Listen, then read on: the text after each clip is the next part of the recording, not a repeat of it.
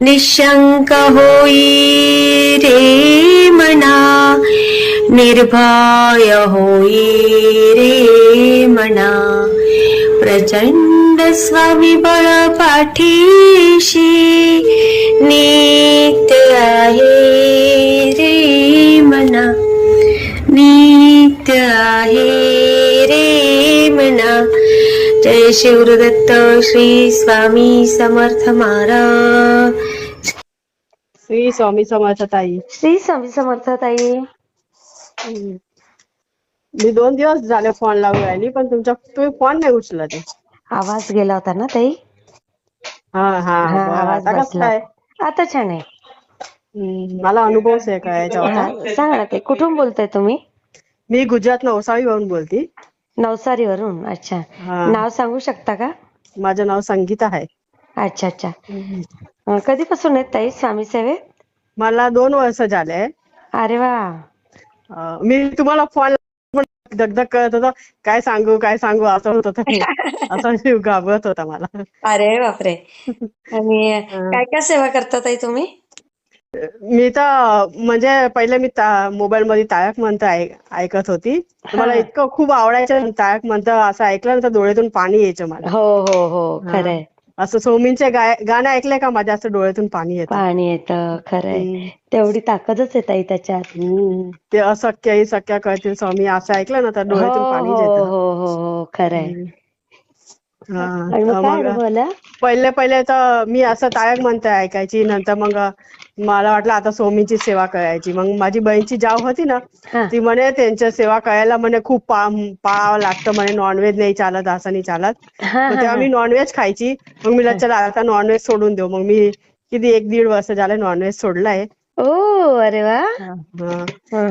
मग मी असं सेवा तर काय माळा जपायची. मग गेल्या वर्षी प्रगट दिन होतं ना, तेव्हा मी स्वामी चरित्र सारामृतचा एक केलता. रोजचे 3 अध्याय वाचायचे. असं 7 दिवस केलतं मी. अरे वा वा वा. म्हणजे संकल्प नव्हता केला, फक्त असंच मनाने केलतं. माझी काकी सासू आहे ना, ते अक्कलकोटला गेलते ना, माझ्याकडे पुस्तक असं काय नव्हतं. मग एकदा ते आले म्हणे मी अक्कलकोटला जाणार आहे. मग मी म्हटलं बरं. मग मी त्यांच्याकडून गुरुचरित्राचं सारामृताचं पुस्तक मागवलं. मग गुरुचरित्राचं पुस्तक मागवलं. मग स्वामी नित्य सेवाचं पुस्तक त्यांच्याकडून मागवलं मी. अरे वा. आणि तुम्हाला स्वामींचं कसं काय कळलं? कारण तुम्ही तर गुजरात मध्ये ना. हा, इथं मठच नाहीये. मला इतका पस्ताप होतो ना मला का इथं स्वामींचं मठच नाहीये. पण मग तुम्हाला स्वामींची माहिती कशी कळली? युट्यूब वरून तुमच्या स्वामी ओम चॅनल बघायची. किती स्वामींचे किती चॅनल आहे. मग तुमची अजून मी तुमचे अनुभव ऐकती. असं अमुक वेळेस ऐकता ऐकता असं डोळ्यातून पाणी येतं. हो. मग तुम्हाला काय अनुभव आला ताई?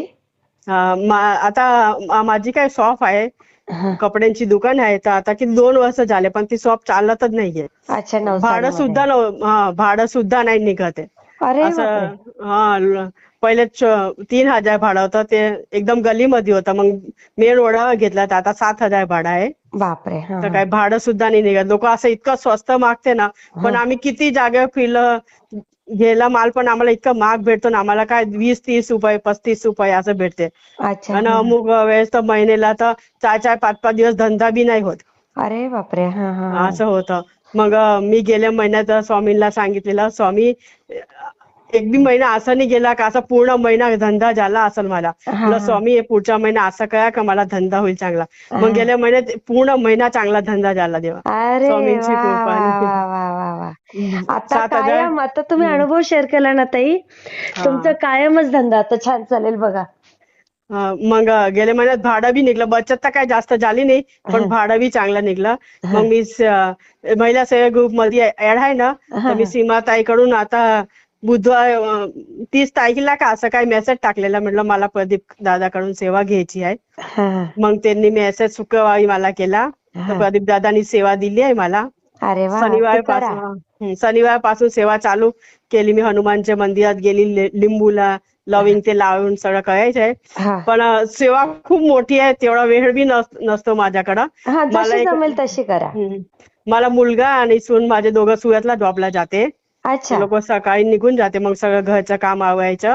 मग सेवा तर मी चालू केली, पण ते आम्ही अक्षर 3 वेळा सांगायचं असलं ना, मी फक्त एकच वेळा वाचती. अच्छा अच्छा. हा हा तारक मग गोष्ट स्तोत्र 11 वेळा सांगितलेलं आहे. हा हा. मग हनुमान चालीसा 3 वेळा वाचायची. हो हो बरोबर. गणपती अथवा प्रदीप दादानी अशी सेवा दिली आहे मला का जे ते पुस्तक माझ्याकडे आहेत, मला कुठे जायची जरूरत नाही. अरे वा. तशी सेवा पहिले मी असं विचारायची कारण का प्रदीप ते बघायची खूप लांब लांब सेवा असती ती. तर मग मला असं वाटायचं का माझ्याने होणार का नाही होणार का नाही असं होत होतं मला. पण म्हटलं चला मेसेज तर पाठव द्या, जसं होईल तसं मी सेवा करेल. सेवा बी मला करायचा प्रयत्न तर करायचा.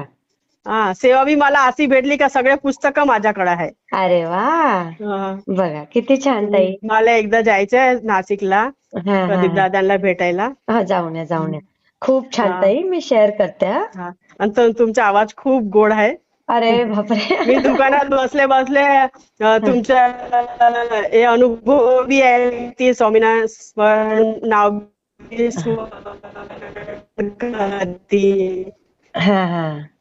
थोडं असं बोला. पण मराठी पण तुम्हाला चांगलं जमतं. हॅलो, तुम्हाला मराठी पण गुजरात मध्ये राहिलेली आहे.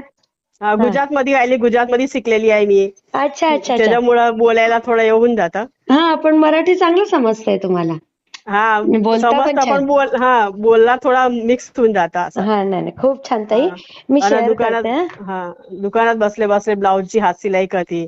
अरे वा वा. हात सिलाई करायला आणते आणि हँड्सफ्री घालून सनी तुमचे ऐकते सगळे अनुभव. अरे वा वा. असा अनुभव ऐकला असं वाटतं का त्यांच्या पुढे तर आपलं दुःख काहीच नाही. असते लोकांचे अनुभव.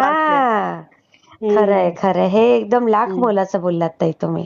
मग खूप छान. ताई मी शेअर करते. हो बरं, धन्यवाद. श्री स्वामी समर्थ ताई. श्री स्वामी समर्थ. वाटला ते मला कमेंटमध्ये नक्की सांगा. आणि व्हिडिओ आवडला असेल तर लाईक, शेअर आणि सबस्क्राईब करायला विसरू नका.